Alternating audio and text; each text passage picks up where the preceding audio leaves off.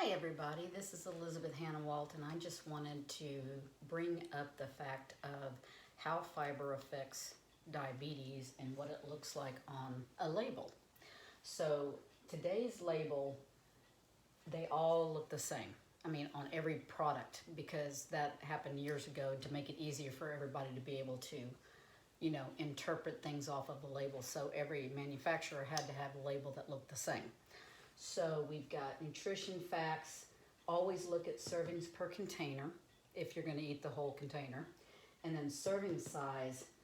Here it's 2/3 of a cup, which is 55 grams. That 55 grams is just the weight of the product. Do not make any nutritional inference from it, okay? Calories, 230. Now you probably have noticed on the labels of today that this line right here, the calorie line, is in really bold-faced letters. That is to make it obvious because of the obesity problem we have in this nation. Well, in the other parts of the world too. So the facts on the label is fat, cholesterol, sodium, total carbohydrate, and protein. And then you got daily value over here. Now that's a percentage. Just act like that isn't there. Okay, because it's a percentage that the information you can't really do anything about. So don't worry about it, act like it's not there. So when we get down to total carbohydrate, that's what all of us need to be looking at. But legally, under the total carbohydrate, dietary fiber has to be there and total sugars has to be there. Those are the two carbohydrates that by law have to be on the label. So there are labels that a manufacturer might put more information than that because they want you to see it. But by law, they only need these two things. Now in this example, we've got total carbohydrate 34 grams and dietary fiber 4. Now in this instance, the fiber in it is not going to make that big of a deal because there's only 4 grams of it. If it was 8 grams, it would have a bigger impact. Well, what's that impact? The impact for a diabetic is the fact that fiber and sugar makes up part of this 34, the total. If a lot of it is fiber, if there's a good amount in it, that whole process for that product is going to go slower. So in the end, you go from carbohydrate to the glucose molecule in your blood slower, the more fiber that's in it. And that's what you've got to take, that's the message you have to take home. Because fiber is not, we're the only mammals on the earth that can't process it all.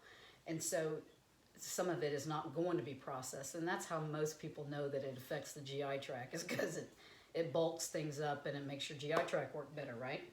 Well, what that same process is positive for a diabetic's blood sugar and the conversion from what you ate to the last, molecule, which is the glucose molecule.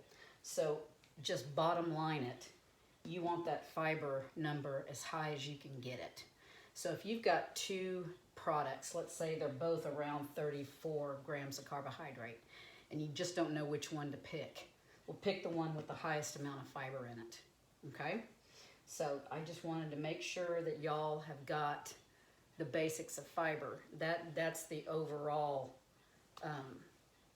look at fiber. But fiber, you could see on the label, like I said before, if a manufacturer wants you to know how healthy, and what all is in it, they'll put non-soluble and soluble fiber in it, on the label. And so they don't have to do that, but they'll sometimes do it for your benefit and theirs.